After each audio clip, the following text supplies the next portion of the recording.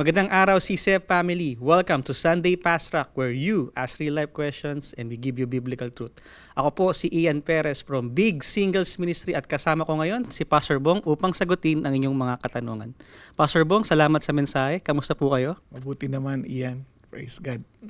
Good to hear that po. Simulan na po natin, Pastor Bong. Para po sa unang katanungan, dahil alam natin na sandali lang ang buhay at di natin alam kung ano ang merong bukas, mali bang magplano ng long term? Ayan. Alam mo, ang pagpaplano ay kabahagi ng kalooban ng Diyos. He wants us to plan. Sabi niya, commit your plans unto the Lord, di ba?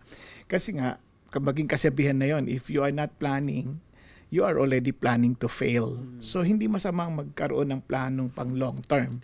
Maging si Jesus has a long term plan. Go and make disciples of all nations. Di ba? Baptize them in the name of the Father, the Son, and the Holy Spirit. The whole program ng redemption ng Diyos, nakaplano yan. Even before the creation of the world. Kaya, hindi masama. Kasi hindi naman ibig sabihin na yung plano mo dependent lang sa'yo eh.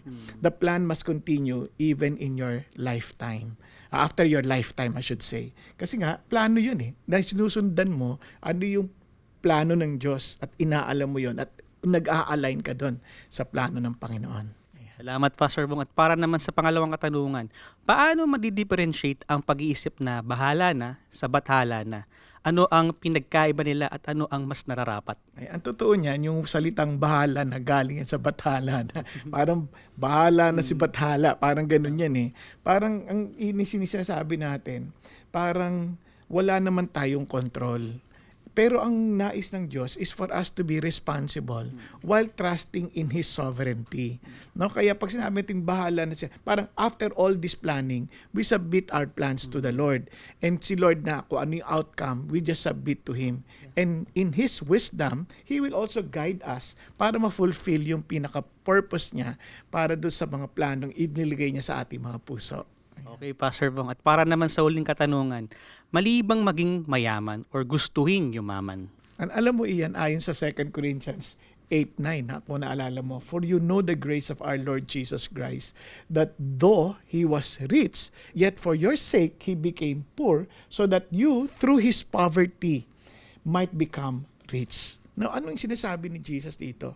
Na hangad ng Diyos na ang buhay natin maging masagana. Kaya sabi niya rin, di ba, naparito ko upang bigyan kayo ng kasaganaan ng buhay. Now, ano ibig sabihin nun?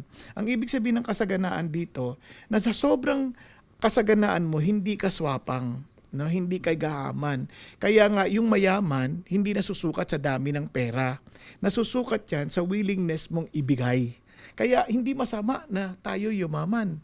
Kaya nga si Abraham mayaman, si Lydia mayaman, si Joseph of Arimathea mayaman. So, si Solomon mayaman. Ang masama, yung kainin ka ng yaman at yun ang naging naging pag-asa mo na sa buhay at hindi ang Diyos. Kaya, di masama ang maging mayaman. Masama ang maging gahaman. Magkaiba yon. Kaya, titingnan natin, ano ba yung kalalagayan ng ating puso? Gahaman ba tayo o mayaman tayo? At hindi yun nasusukat sa dami ng pera. Nasusukat yon sa willingness mo to let go. Maraming salamat, Pastor Bong, sa pagsagot sa ating mga katanungan. And that's it for CSEF Sunday Fast Track. God bless!